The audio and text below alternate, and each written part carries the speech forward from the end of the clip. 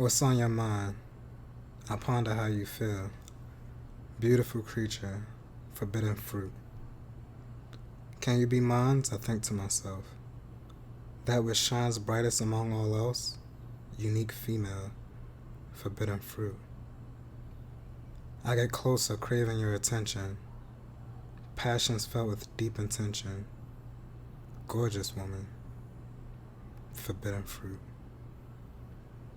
Now I see you as someone else's. Contemplating on keeping my distance. Radiant angel, forbidden fruit. Guess I'll admire from afar. A friend whose love is oh so raw. Divine light, my forbidden fruit. Hey guys, you are now tuned in into the Sanford podcast for the culture. So I need you to stop scrolling, open up your eye, and tune in.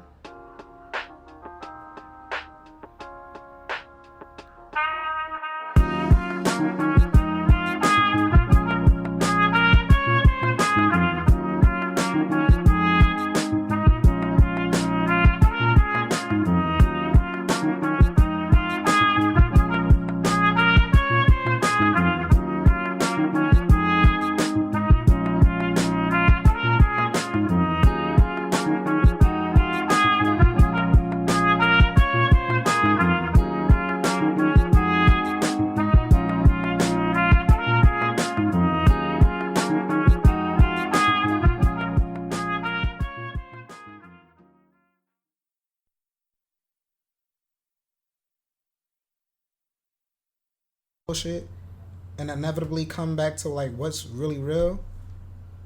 You feel me? You one of those type of people that you can build with, and that's what we doing here. You feel me? It's unfortunate, we was talking so much shit before then that we didn't get a chance to get it on motherfucking tape. But hey yo, it's your motherfucking boy Kanai. It's the Sanford podcast, and seeing that it's a very special motherfucking day today. And I'm going to tell you why it's a very special fucking day today. It has nothing to really so much to do with the guest, because the guest is a special motherfucker, but we're going to get into that. You know what I mean? I hope he enjoyed his words of energy, man, early before. But for the most part, what makes this a very special day is because of the fact that it's Taurus season about to enter Gemini season now. Isn't that correct? Fact. Tomorrow starts Gemini season. Tomorrow's Gemini season. Shouts out to all my Geminis out here. And with that being said, go ahead and introduce yourself, B. Hey, what's good, yo? My name is King. For other purposes, it's Gemini.The.Leo. Shouts out again to all my Geminis, and much love and respect to my Leos. Okay. But yeah, so it's my boy right here, man, and I've known him for quite some time now, and I was so glad to get him on because I vibe with him on the regular. When I mean we vibe, and he's somebody who whenever I built with him, I've noticed that there are times that we're on the same page, and there's times when we're not on the same page because it's regular friendship. It's shit that we're gonna disagree with, this shit that we're gonna agree with. But at the end of the day, that doesn't hurt none of our sleeps, because at the end of the day, we still motherfucking niggas, because we don't really try to put our personal feelings, even though we be very passionate about the shit that we talk about. But for the most part, we try to really keep it on building. Because at the end of the day, we're not even trying to tear each other fucking down. Like, we're not here for that silly shit. We're not here for no tricks. We're not here for no Captain Crunch. We're not here for none of that silly shit, alright? But other than that, man, obviously, you can see that he's a motherfucking poet. What I mean? I would like to consider him a wordsmith. I consider myself a wordsmith. I don't really talk too much about my craft and things that I write on the side and what I'm doing, but that's here or there. I like to focus on the culture of what I'm examining. And what I mean by examining is this. This is what this is. Everybody knows this is the Sanford podcast for the culture. This is a community for doers, thinkers, creatives, and entrepreneurs. Thinkers, doers, creators, and entrepreneurs. This is exactly who this is for. Either you're a thinker, Either you're a doer, creative as fuck, or you're just an entrepreneur. Oh, a little bit of everything. Ain't nothing Or wrong with that either. exactly. You can all be all in one. In fact, that's probably the total package. That's what you need to be.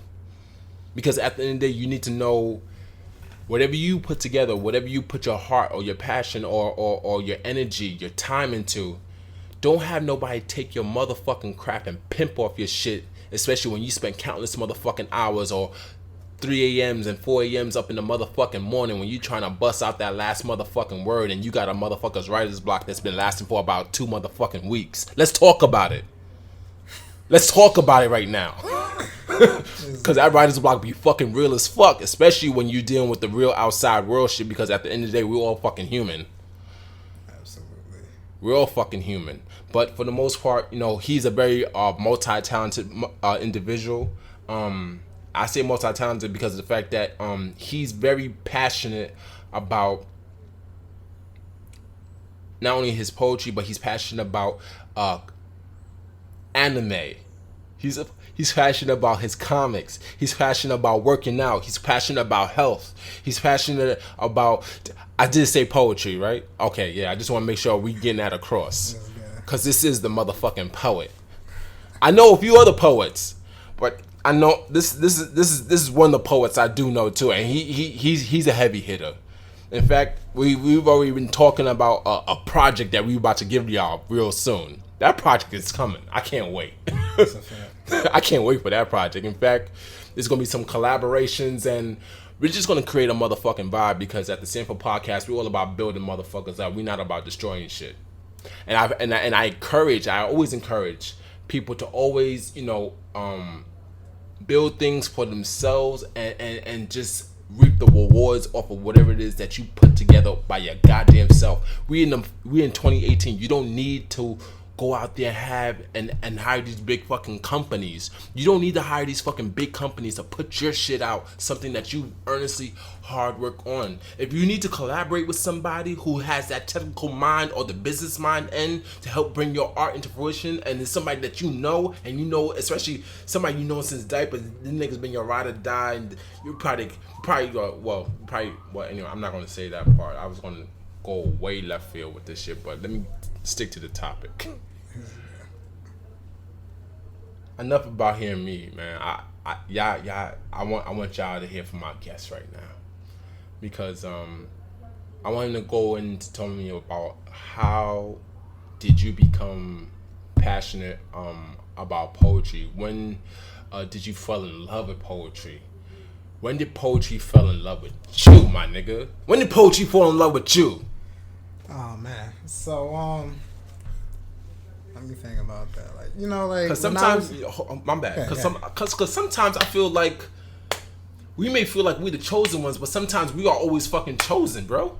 Sometimes it's really the other way around, and this is how we become the chosen ones. Because we've been chosen, or there are other times when people say, you know what, I am going to be the chosen one, and they go ahead and they take that shit. You got to make your motherfucking own lane. That's it. Like, you got to make your own lane, and there's no real other way to put this shit. Like, I'm trying to really infuse this whole independence thing. Like, it's so fucking vital, bro, because you have fucking culture vultures that will fucking pimp off your shit, man. That's it. Like, as much as I see it, if everybody wants to stick to the narrative,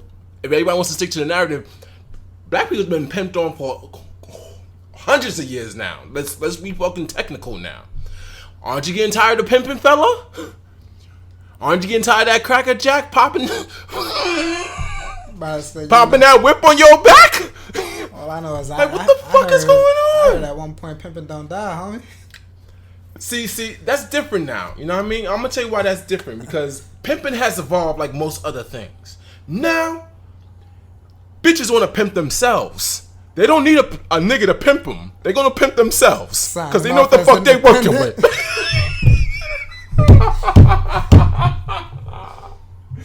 Let's get back to the topic. I'm so sorry if I really went off track, but listen, man. I hope y'all understand the point I'm trying to get across, and I'm gonna bring it back down a few notches, because, like I said, when you get people who you're very cool with and you have a certain vibe, They can bring out them that. Your device isn't set up yet. To get started, download the Google Home app on a phone or tablet. Did she really just interrupt my fucking podcast right now? Hold the fuck up. I'm sorry about that. Y'all heard that? Y'all heard it, right? Google. Fucking Google. Sorry about that interruption. But yeah, so please, I'm gonna bring it back down a few notches. I'm so happy to have my bro here and we over here kicking our shit. So let's just go ahead and get right into the episode. So bro, when did you fall in love with poetry, and how did that whole journey begin for you? I gotta say, it started for me. I think my first initial interaction with poetry was when my grandmother died. When I was a kid, bro. Like, I think I was like 7, 8. My grandmom's died. Like, and the thing at the time was, my pops had got me like a little computer. So I'm like, I always argue, like I wanted a real computer. Right. Sometimes your folks can't afford what you want, or they don't necessarily know what the hell you're talking about. Right. That's back when computers just started coming out. And I was like, yo, I wanted a real joint, but they got me some like, it wasn't no real computer, but it was something to be educational. But the thing was, at the time my grandma was like, I had never witnessed death. Like, I did not know what death was. Mm-hmm. And this was somebody close to me. So I've never had somebody enter my life or that I've known my entire life and then just not there the next day. Like, I just saw you the night before, and the next morning I'm being told that you're not coming back around. I'm like, what? Like, how do I process that? So what my pops did, because my mom was already going through her emotions. That was her mother, and it was already hard enough trying to console her. He set it up on my computer where I could type out my thoughts or how I was feeling. Mm-hmm. And sat down on my fire escape, and I sat there looking in the sky and like just whatever came to mind. I just typed out my emotions until I couldn't type no more, until there was no space left. I don't see too many people chilling on their fire escape. I used to do that shit all the time myself. You know what's so therapeutic about being on the fire escape? You know what's so therapeutic about that shit? Like, I used to go on the fire escape just to smoke my blunts. But he was using it for different aspects. He was trying to get his creativity out. He went out on that fire escape and he did his writing. Like, there's something about chilling out on a fire escape. I don't know why, but please continue, bro. You know what I mean? It's nah, that's cool. But yeah, so like, from that minute, like, long story short, with that, everything that I wrote did not get saved. For whatever reason, like, I went to go show my pops or whatever the case, on my mom's, and like the computer didn't save what I wrote, and I was not happy because I'm like, I just spent a while long typing out my feelings, my emotions, and like nothing was produced from this. So I was like, all right, I got into public school, I'm in my grades, and I liked creative writing class. I liked the fact that whatever we wanted to write about, we could write about. So you took that in high school? Public school, okay. That was public school. Started writing. And then, like, I noticed, because I was a bit of an odd kid. You feel me? Like, I stuck to myself. I was like one of those bookworm swamp kids. My mama trying to raise my black ass right. Like, nah, you gonna get them A grades. Like, my mom's didn't tolerate none of that craziness, right? Mm-hmm. So I would speak based off my emotions. Like, because I didn't necessarily verbalize how I felt about a lot of stuff. Like, I would just, like, watch from afar, or, like, if something, like, really, like, affected me or moved me, I would write about it. And I noticed that it didn't really start hitting me until I was, like, in junior high school, and, girls start being around you, and then you start wanting to say things, you don't know what to say, so then you start trying to write it in letters and trying to be cute or smooth with your words. And then once I got to, like, high school, got me a little book, started journaling out my thoughts. I had a nice little setup, and I got into a relationship. And needless to say, my work was lost again. Like, I let somebody hold my book. Yo, bro, you just have a habit of losing shit. I have a bad habit of losing stuff. Bro, so like, I lost my book again. When I lost my book, it had all of my stuff in it. Like, I stopped writing after that. Like I didn't want to write no more. You feel me? Because I felt hurt by the person that lost it, because I felt like that was a little bit irresponsible on their part. Mm-hmm. But then like I felt like that was like years of work. Like you can't recreate that. Those are emotions that were felt at a time that you cannot process that same emotion once it's felt. Mm-hmm. Once you write it down at that moment in time, mm-hmm. when it comes back to you again, like you can always try to channel it, but it's never exactly the same. You know, and I stopped writing for a long time. I didn't start writing again until I was like 20. But that was on some erotic shit. Okay. I was on some erotic shit. How did that come about? Like, what made you want to start getting into writing erotic? I used to work security at a college. Okay. I'm not gonna say where. No. You don't have to disclose it. Yeah. You know, and I mean, like, for people that know me, like they pretty much like might know the story, but because I love to share my stories. But yeah, like I used to work the security. You know, people used to be at my desk and we used to chop it up or whatever the case and just talk smack. You know, and I know like there used to be times where I just used to come up with random shit off the top of my dome. I just be saying whatever, like, and like one day there was a topic that we was talking about you know, like stuff that be turning people on, and they was talking about these Zane books and all this other shit. I'm like, I could come up with some shit way better than that, like, you know, just talking my shit. I ain't never read a Zane book before, but I heard there was always some erotic shit in that shit. I'm like, yo, look, I done had enough experience so I could just pinpoint some shit off the top of my dome and come up with. So they're like, oh yeah, prove it. I'm like, throw me a scenario. Yeah. So and give me a scenario, a place, like, for instance, like be like, we say we in the projects or some shit. We in the like, projects. You know, like, we just went out on a date or whatever the case, and now like we about to break out, whatever. Mm-hmm. You feel me?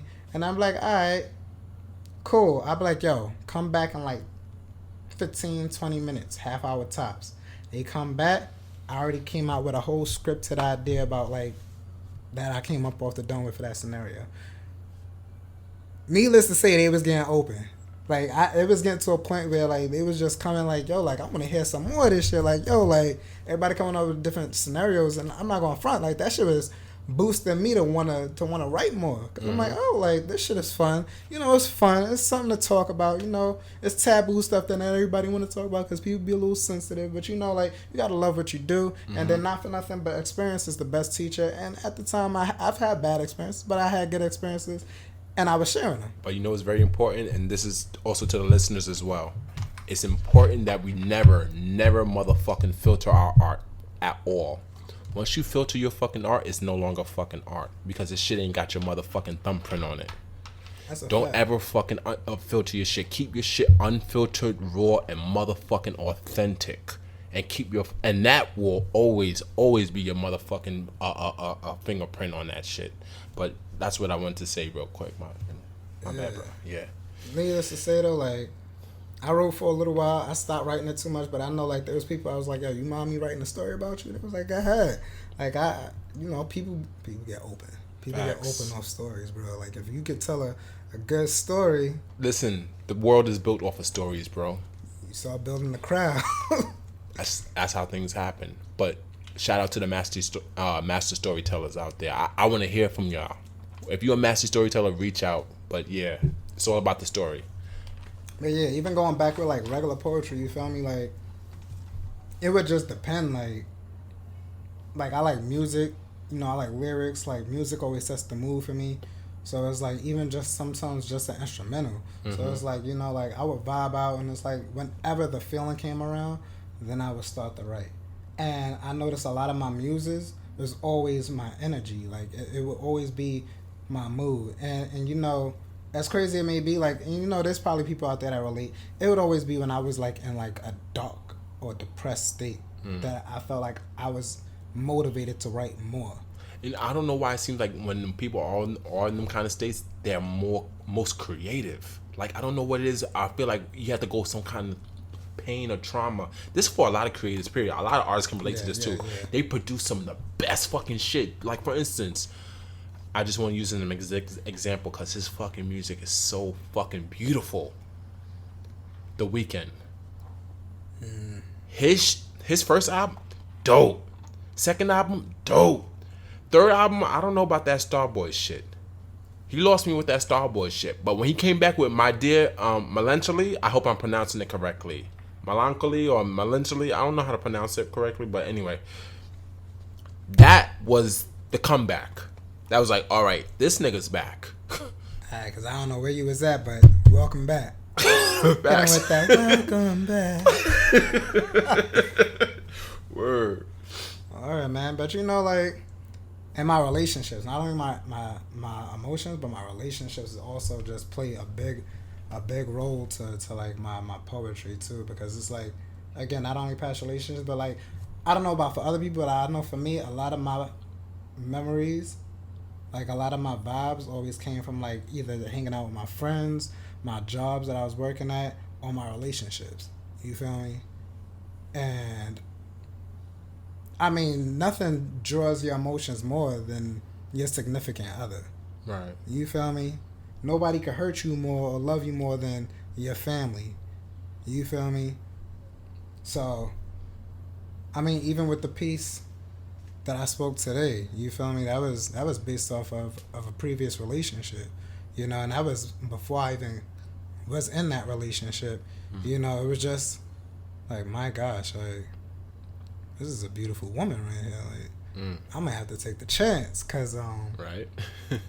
Although she belonged to someone else, I got to see what up.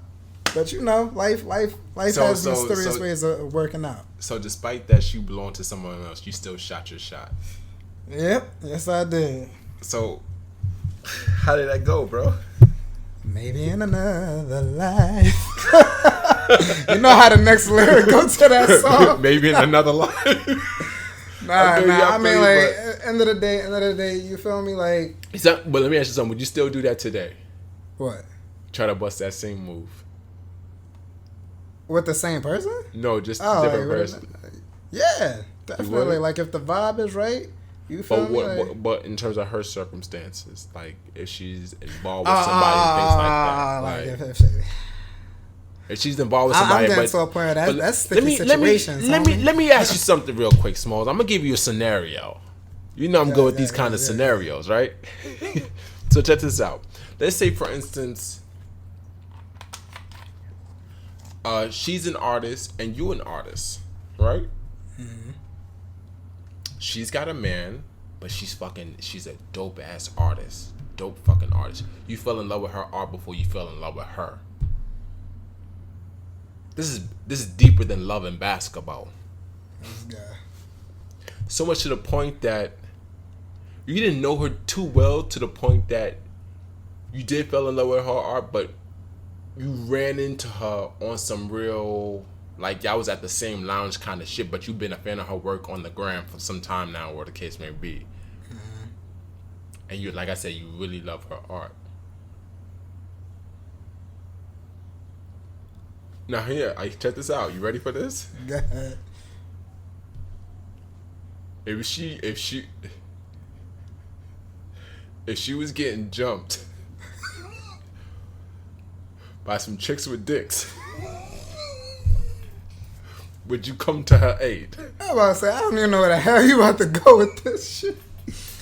I don't mean to get out. First of all, the whole situation would have me like, what the fuck? Of course I'm gonna go help somebody. Like, I'm not gonna just sit there and watch somebody get their ass. And only reason you found out they was chicks with dicks because of the fact that one of them fell down, their skirt was wide open, and you found like, surprise. I mean, would you come to her aid despite that you don't know her, but you fell in love with her art though? I mean, that's the only right thing to do, bro. You don't just sit there and watch somebody get beat down, like, regardless if you know them or not. Like, I mean, I understand people get caught up in different circumstances. Sometimes you just don't want to get yourself involved. You don't know what's going on. You feel me? But, like, in that circumstance, like, if I recognize this, I can't say I know that person. Mm-hmm. But if I recognize them, you know, it's like, yo, like, hold up. Like, yo, what you doing? You feel me? Like, I'm going to step in like, yo, like, I don't know what's going on, but y'all need to chill. Y'all need to talk this out. Whatever's going on. You feel me? Especially if it's multiple people on this one individual. It's like, come on, somebody got to work something out. But let's say for instance, I disagree with you and it's like, you know what? Fuck that. You don't need to help her because at the end of the day, you only fell in love with her damn work and with her work. You don't know her. You know her work though, but you don't know her. Oh yeah, because that's what I was gonna say. First of all, like that love for the work ain't got nothing to do with it. It was that ass whooping that caught me off guard. It was like, oh shit. But you know that if she gets her ass whipped and something possibly happens, you no longer go to see no more of that arc though. I like how you twist that up. It's like, yo. Like, so, but what do you do though? Because you know that if she's at jeopardy, then that art is at jeopardy. It's like, hold on, bitch. And right now, you find for some reason you find therapy within her art. You need this, like it's your oxygen, bro. You look at this. You make sure you have her on your push notification, so anytime she posts something, your freaking phone chimes like ding. First of all, that's some creep shit. That's borderline some scary shit. No. People on push notifications and stuff like that. Like, just to let y'all know, my boy doesn't do social media. He's not with none of that. He doesn't do none of that. So he's not really on the wave of what's going on with social media, Instagram, and things like that. So I'm pretty much. People have notifications just in case of whatever accounts they follow. Whenever they post, they'll be notified right away. Like, yo, boom, this person posted something new. Yeah. So this is how people keep up with the content. Nah, I ain't gonna hold you. I thought you was talking about like some stalking shit. No. Shit up. It's like they right there. Like I got to know the ins and outs on everything this person's doing. It's like you do have them though. You do have the stalkers. Yeah. That's a fact. You have the stalkers, the bullies, all them, the trolls, stalkers, bullies, and trolls. That's another episode. I was talking like not to jump off top, but I know I was talking about some shit about that the other day because I was like, at the end of the day, that's what paparazzi is. At the end of the day, bingo, word. But you know, like at the end of the day, like I said, man, it don't. I mean, like if you want to go into that type of circumstance, you feel me? And it's like, yo, like this is somebody that's putting out that work. It's like if you seen. You know, and not to jump too far off shit, but it's like if you have a job and it's like you see the boss of your job, the dude that you got an interview with that's about to hire you the next time you see him. He already spoke to you. He's like, yo, good job. You know, like next time I see you, we'll like probably sit here and fill out the paperwork. Like, don't worry. He's the only nigga that's about to hire you and you see him getting his ass whooped and somebody about to kill this nigga. But you need that job though. It's like, yo, that's that multi-million-dollar job. You feel me? You step in or you let that man get killed. Because if that man get killed, there go that money. Like all is he that's white out the or can I ask you something? Is he white or black? He could be both. Why you can't be black? He could be black. He could be white. Because it does make a difference to me. That's why. I feel you. Because if he's white, no offense to the white people out there, I'm not saving his ass. I'm sorry, I'm not going to save his ass. He's going to have to just drown with them sharks. You're going to swim with them fucking sharks. If he's black, yo, we in 2018. I may have to put the cape on. I just may have to put that cape on because, listen, at the end of the day, I've seen too much and I've known things that happen. Like, I'm not going to just let that happen. So I'm looking at the circumstances. I think I would probably come to his aid if he was a man of color as opposed to him not being a man of color. Again, no offense to white people. Again, please. Yeah. But again, just going back to what we were talking about, it's like, if that's somebody that I feel like that motivates me to like do better, or like their music inspires me, you feel me, or they move me in some way that I can't explain or the next person can't do for me. Most people look to support that person. Right. It's like if they was to do a show, you're going to be out there, or you're going to listen to their music, or you're going to advertise it to somebody. Like, yo, like, look what they was just dropped. You feel me? So, yeah, like, if that person motivates me or pushes me, it's like, you know what? I'm out here. Like, yo, I'm going to help you out. Like, yo, you good? You good? Yo, all I'm saying is, can I get a copy of your next CD that drop out? Like, can I get a signed autograph copy? Like, you feel me? Like, I'm out here supporting you. I just put my neck out on the line to help you out. I could have got my ass whooped too. You don't never know what anybody carrying on nowadays. Very true. Whether they carrying something or not. You feel me? Very true. Very true. And the way things are happening out right now, like in the split of a second, your life can be going just that fucking quick. Because right now, like now, a lot of people's not really too much for the chatter. Like a lot of niggas ain't giving no forewarnings that they about to bust a shot. That should just start licking off. And a lot of people will tell you straight up too. They ain't trying to fight. They trying to just end it. Like right there. Like We not going through all of that wordplay back and forth. Yeah. We not trying to be huffing and puffing and throwing a bunch of like nah. Like this shit is over. It's like you can either let it go or another option. And this is why, again, it's very imperative who you keep yourself surrounded with, who you decide to interact with, whether it be professionally, personally. It's very fucking important because of the fact that you never know the person you're dealing with, what kind of influence they have or how they respond to certain situations, whether it be a comfortable situation or uncomfortable, wherever their perception may be, because you don't know if certain people can be a fucking walking time bomb.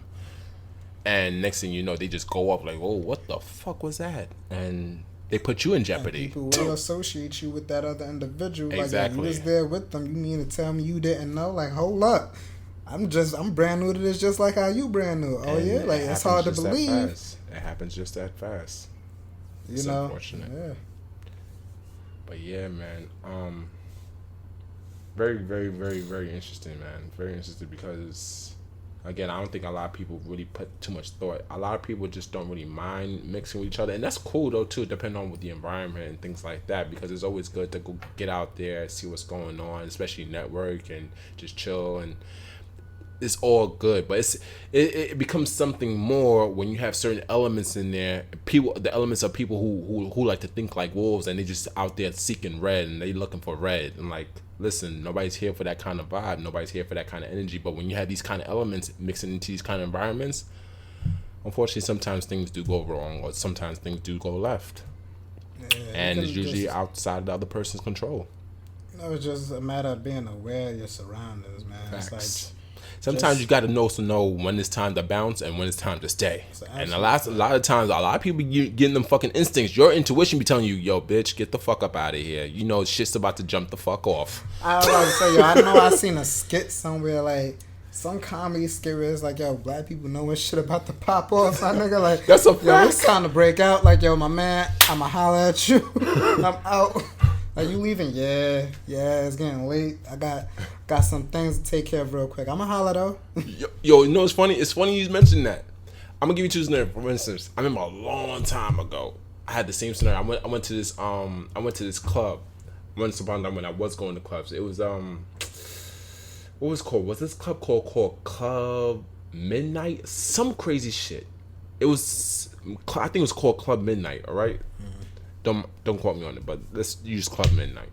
So I go to Club Midnight, where the case may be, and I'm in the spot where the case. And at the time, you know, I'm with my boys, we chilling. You know, at that time we was like into a lot of dumb shit that we were supposed to be into, and so I'm in there, and mind you, like, we ain't got no beef with nobody, nothing like that. We chilling, we go there for the vibes, we there for the drinks, we there for the girls, that kind of thing.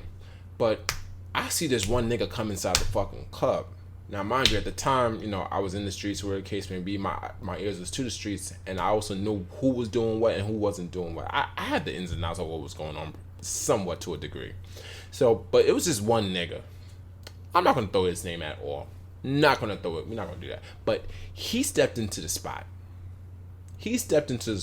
And he's just well known for letting that thing ring. And for those who don't understand letting that thing ring means that he has no problem letting his fucking gun bust. And he's a wild card. He's extremely very emotional. He's emotional to a point that I think if somebody might have pissed him off in that club, he would have shot that motherfucker up if his strap was in there. And when I seen him enter that spot, I'm like, yeah. Squad up, yo, let's get up out of here, boys. Let's get up out of here, boys. I'm not about to take no chances. This nigga just walked through the door. Niggas seen him. He was like, yeah, it's time to get up out of here. Let's go. It ain't that I'm pussy. I ain't pussy. I just ain't trying to be caught up in the shits. It has nothing to do with pussy, and that's what niggas need to fucking realize. If there's something that's happening, your life is more motherfucking important. You gonna be a pussy dead nigga? I got things to do. This is where I feel like motherfuckers got this shit all fucked up. Like, why would somebody want to be a pussy dead nigga? I'd rather be a pussy alive nigga. If you want to label me a pussy, then I'll be alive. Then fuck that. If that's what you consider to be pussy, because nigga, This mother, oh fuck, this nigga's hitting every fucking number on that bingo card. No funny. I'd be like, yo, like, be like, you Let's know what? talk about it. You right? I'm soft for snuggles, nigga. Out of here. But yeah, man, it's crazy. Like people need people's decision making needs to be a little bit more motherfucking on point, man. Especially when it comes to life and death situations. God damn. Like, come on, like let's be real. But yeah, man. So, but yeah, I have another question for you. Of course. So art, right? Besides poetry, do you see yourself getting into other different forms of art? And if so, what would that be? Okay, well, so, not to delve too deep, but like right now, like one of the things that I do, that's like an art form for me, is martial arts. Right? Okay. I practice martial arts. It's definitely a motherfucking art. I can't wait to, yeah. Oh, it's a bit mental, spiritual, and physical. So it's like I'm working on multi-planes here, and it's something that's fulfilling for me because it helps me center even when I'm feeling off balance. It gives me a sense of purpose. It lets me know that I am working towards something, not only just for my mental, like to keep stable and like to learn something new, like consistently progression, but also like with my physical, like I like to test my body's limits. Like I like to learn how to maneuver or like use my body in ways that would be effective, not only for like defense but also for health. Like I want to be able to be healthy. I want to look good. You feel me? Like I'm about to be 30. Like I look like I'm probably like 24, 25. You feel me? Like I'm trying to look like I'm 30 by the time I'm 50. You feel me? Facts. Like good goals. Like I'm a personal trainer as well, so it's like that also just is like an add-on bonus to like my training. Right. So not only does my martial arts keep me informed, but that's why I was getting at, like even with my personal training, it's also an art because I get to sculpt my body how I want it to be. And that in itself is a form of art. Facts. Other people learn how to get to the better version of themselves. That also leads me into something else I've been dealing with. Like I also do Reiki. Okay. Reiki is spiritual energy. Like I would how long you been studying Reiki for? I've been studying it for a little while now. Like it's been maybe almost about a year and change.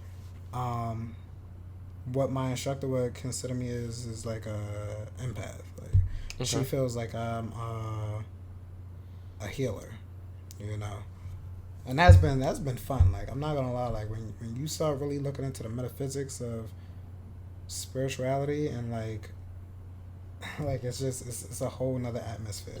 It's and a whole nother I always world. encourage people to just be a little open-minded and to try and see what works for you. If it doesn't work for you, then at least you open your mind up enough to where you were willing to see where things went. And sometimes that's all it takes. So that's another form of art that I work with. Like I'm working on like getting to a point where I can heal other people, or at least like whole classes where, or not even classes, like sessions where I could do spiritual healing with other people. Another thing that I'm working on also with a friend of mine's actually is that she deals with oils, like massage oils, fragrance oils. So like in a sense, to me, that's another form of art because it's applying a smell to you. Like people like to be beautified. You feel me? Like people like to smell good. People should be wanting to be smelling good anyway, any day, every day. So like I deal with that a little bit, and even going back to my writing, not only just the poetry, but like I'm trying to get myself into a mindset of like writing out like short stories or even stuff that could be like movie quality type shit. You feel me? Like, cause in my head that's how my stories play out to me. Like they play out like movies or episodes, and to write those out, just to just come up with some free thinking and free writing, creative shit, and be like, oh shit, like this shit sound good. Like I could see some shit like this happening. I could see myself watching some shit like this on TV. You know, that's something we gonna talk about another day, because you know I want to talk to you about some shit about that. But yeah, man, like even something else, like, you know what I'm trying to do too, like I know somebody that's trying to like work with some production stuff, you know, and I've always had an affinity, like again, like I said it early, like with music. Music to me is like my biggest muse, man. There's nothing that bumps my spirits up more than music. I feel like music is like the gateway of worlds. It's an absolute fact. Like it's like you could be in the most fucked up foul mood, bro, but if the song that speaks to you play, you forget about all that shit. The first thing you was like, oh shit, like that's my shit right there. You feel me? And then for the brief moment in time, you forgot everything else in the world. But you know what?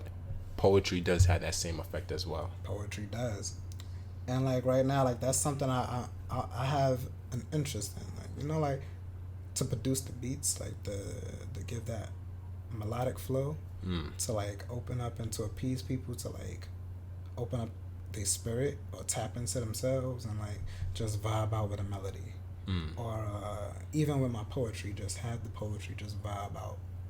You feel me? And just let it speak to you. You know, like I thought about songwriting, but you know, like I gotta see where that go, because I'm not a songwriter. But like I just like the bullshit and just come up with some dumb shit to say.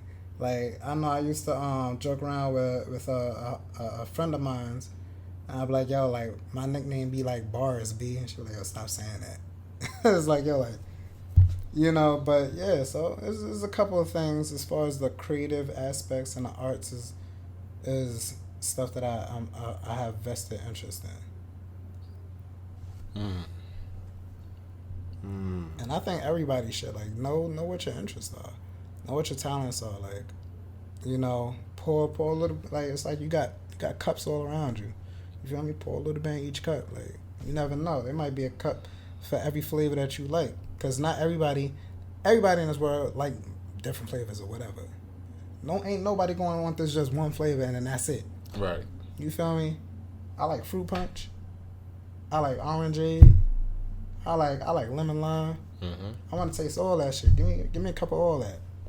You feel me? So my next question to you, right? How important as an artist is it to have to create a bubble for yourself where you go and you like get into a state of deep work? I would say that is very crucial. Like you, like there's no distractions. Like you just like really just throw yourself into a bubble and you just like at time, an hour, half hour, or even hours, depending on how disciplined you are with it. But because I mean, I understand where you're going with that, because at the same time, like for one, like I said, like that's a major critical aspect that you're going to need, like for any artist. I think, and you know, this is just my opinion on it, but I think any artist would like agree, like you need some type of alone time to be able to get your thoughts together and like just let all of that stuff flow out. And it's like writing out your manifesto or your goals or whatever the case may be. Like you got to know what you want for yourself. You know, like you got to be able to pour out what's in your head on the paper and then look back at it. And if it makes sense to you, then cool. If you want a second opinion, you take that same thing and go, yo, like, what you think of this? You feel me? Like, this is something I was working on. Because if you're sitting in the same room with somebody else, even though it still might be good, you know, whatever you and your peoples come up with, you feel me? It's nothing like when it's your own original work. You know, because you could sit there and, like, say me and you was working on some shit. It's like, and I came up with some shit. Right? And I'm like, yo, listen to this. And then, like, you be like, oh, you know, that sound dope. But, like, yo, like, you know what you should do? You should add this and that and tweak this and like drop that, but put this on. And I'm like, yeah. But then it starts to saturate a little bit. Like, what it originally was to you, and now it's becoming something else. But you know what? I came to realize that sometimes that's a good thing, sometimes it's a bad thing. Yeah. It works but for both most, planes. right. It's like, but sometimes people get too comfortable with always getting the opinion of others to the point that they lose focus or they lose touch with their art. That's true. And I say it to say, because sometimes whatever you create, you may not think like it's only for you because you like it. No, there's somebody else out there that likes that shit. You just don't know who they are. But your job now is to get your art to connect with that person, and that starts off by finding that person. And you that again is the process of building your audience, people who like and enjoy the stuff that you put out. This is why that's why it's so crucial. It's so crucial, the opinions and things like that we let into our lives when it comes to projects or the art that we are currently working on. It's very important. I mean, like, I'm not even gonna hold you, because at the end of the day, I mean, I'll use like two examples. One being like with Prince. You know, when Prince passed away, they found a vault like with so much shit that he did not even release. It's like, yo, like, you have the right to be choosy with what you want to put out there. Exactly. Like, I mean, at the end of the day, it's your work. Right. You feel me? But you know that there's things that you worked on that could relate to other people. So you might write one thing that, you know, it's like, oh, you know, that's for the people. And then there might be something that you write that's really personal and that you might want to keep to yourself, but then you put it out there because it's like, you know what? Somebody else out there feels the same way I might feel. Or this might help somebody else get through their day, or somebody else might relate to it. You know, like, I'm going to put it out there. Or even if that might not even be the reason, it's just the fact that, you know, I feel like I need to share how I feel. And then there's stuff that, you know, at the end of the day, you have the right to be personal. It's like, yo, if this is what you wrote for you, then by all means, keep it. Right. Like, who was my other example? Damn, like, I had to. No, it's cool. It's cool, I forgot bro. somebody. Yeah, bro. You know, like, people put their work out there, you know? Right. And then there's definitely nothing wrong with that. You know, and sometimes the message might be misconceived or whatever the case, you know. But at the end of the day, as long as you know what your work stood for, that's all that matters. But my other example is Eminem. Because when he came out, you know, a lot of people were saying his music was just the wrong type of influence. You feel me?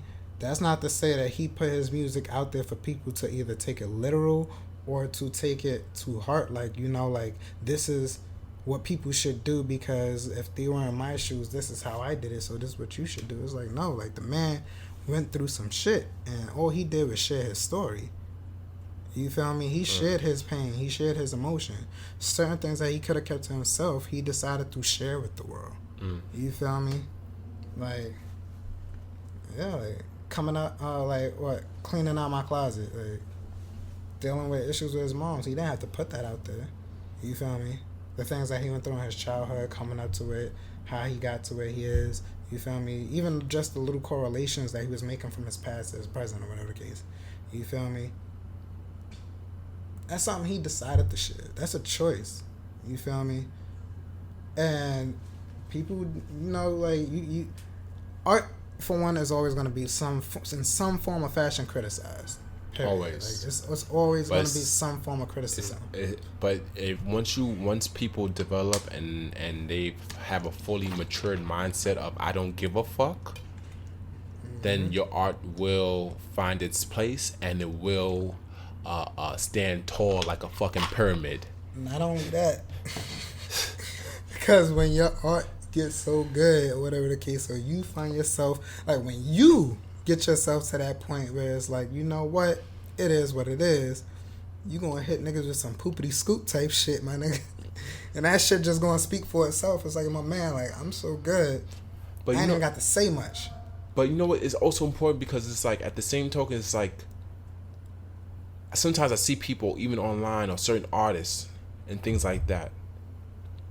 I want to give a shout out to a few podcasts because I see people who's putting out some good fucking content right now, man. Y'all are just doing it, man. Y'all fucking doing it. And the reason I'm bringing them up right now is because I'm making a correlation to something I seen on one of their pages, and I think I might have seen it on Raw Art. I think it was Raw Art TV. Yeah, she has a YouTube channel.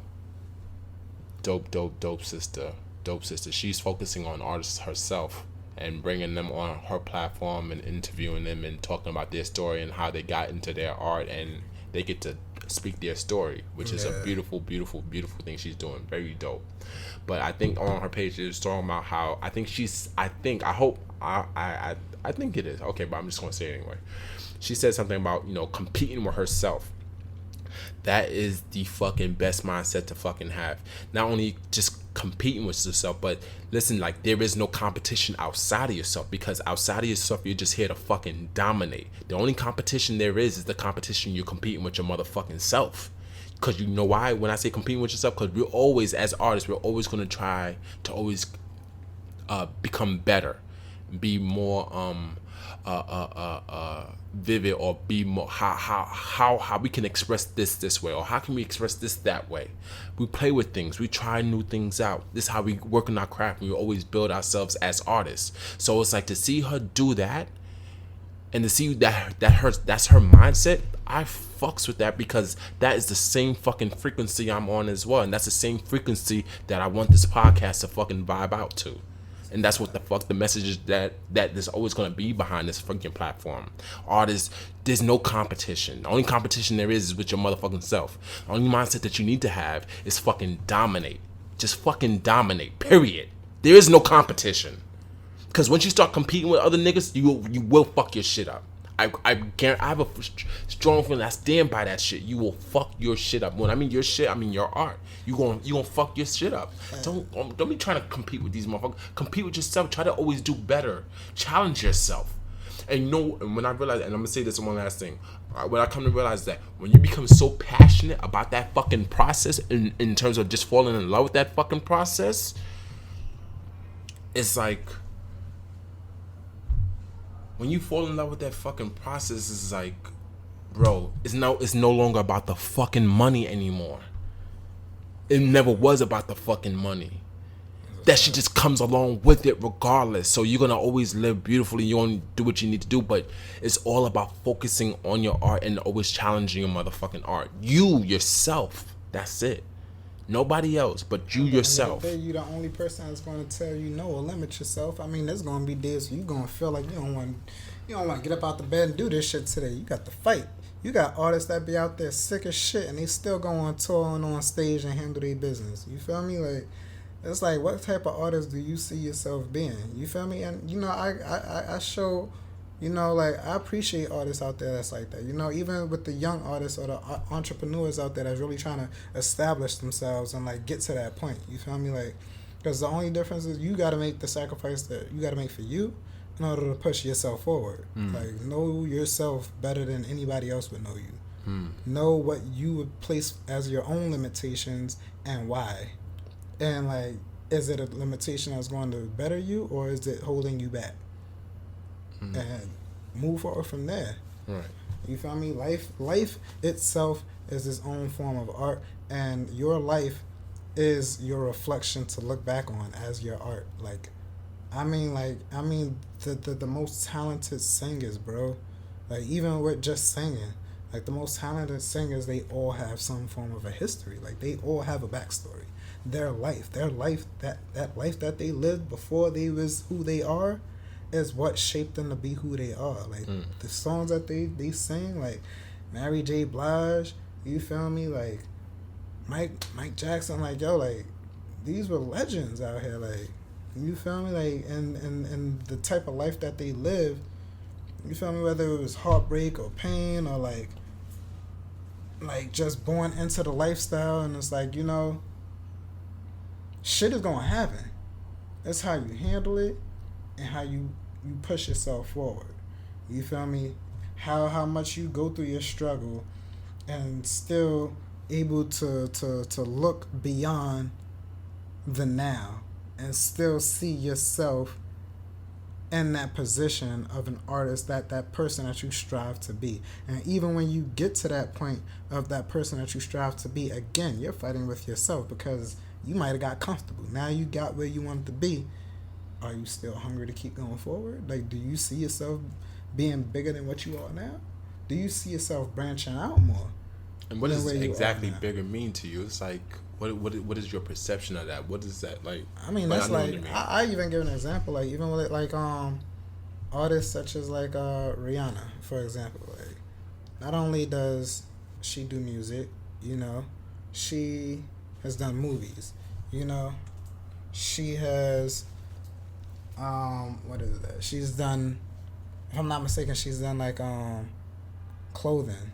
You feel me? Like, she out here doing different things. You know, Jay-Z, another artist. He out here like, your man on the basketball team. He's making. Yo, it's funny you just mentioned him. Did you know he stopped Meek Mill from going to the White House to talk about criminal justice reform? Jay-Z advised him not to go to the White House, and he dead ass didn't go. It's that power influence.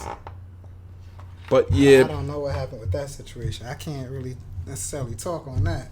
But I'm sorry, we have to wrap this up a little bit because, you know, time is ticking and people do have a few things they need to take care of because, you know, we do have lives that we all have to live, unfortunately. I wish we can go on much longer because we could go on much longer. There's times when me and this man has had 4-hour conversations. But for the most part, if you tuned in, man, thank you again for being a supporter and listener of the Sanford podcast. Again, this is for the culture. This is, again, for the thinkers, doers, creatives, and the entrepreneurs.